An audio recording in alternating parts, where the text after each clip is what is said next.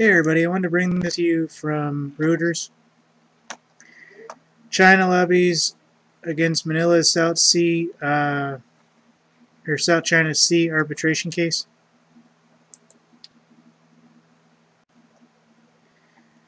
Protesters from the Socialista National Confederation of Labor Activist Group display place cards during a rally over the South China Sea disputes with China outside the Chinese consulate in Makati City, Metro Manila, June 19, 2015.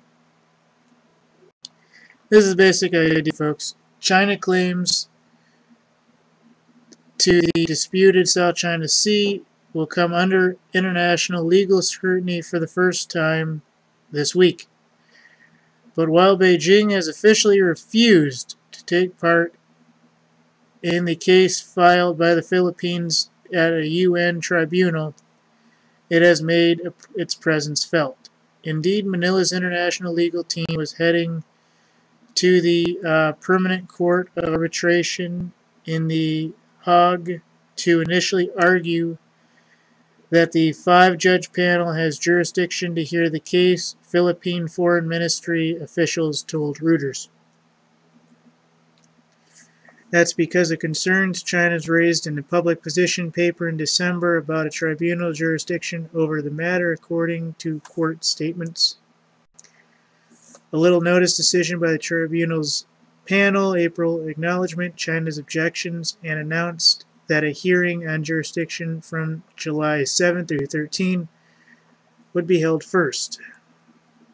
Manila had filed the case in 2013 to seek ruling on its right to exploit the South China Sea waters in its 200 nautical mile exclusive economic zone, EEZ, as allowed under the United Nations Conventions on the Laws of the Sea, or UNCLOS.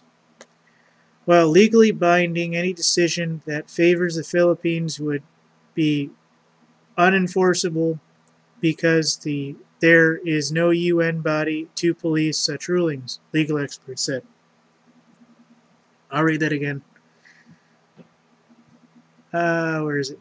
Legally binding, any decision that favors the Philippines would be unenforceable because there is no UN body to police such rulings, legal experts said.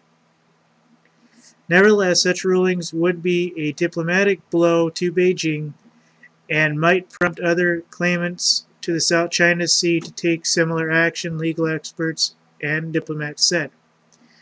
The case is being closely watched by Asian governments in Washington, giving rising tensions to South China Sea, especially in the Spratly archipelago, where China is creating several artificial islands that will allow its navy to project power deep into maritime heart of Southeast Asia. Alright, there's a lot here, folks. I'm not going to read everything.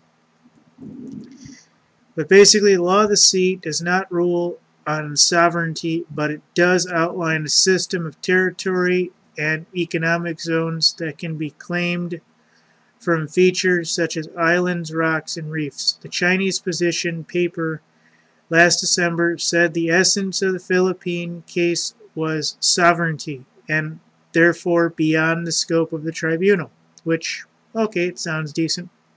They're afraid that China's going to do something stupid, so it is sovereignty. Story said the hearing on jurisdiction could delay any final ruling by 6 to 12 months, meaning the case could linger beyond a single term of the Philippine President Benigno Aquino, which ends next June.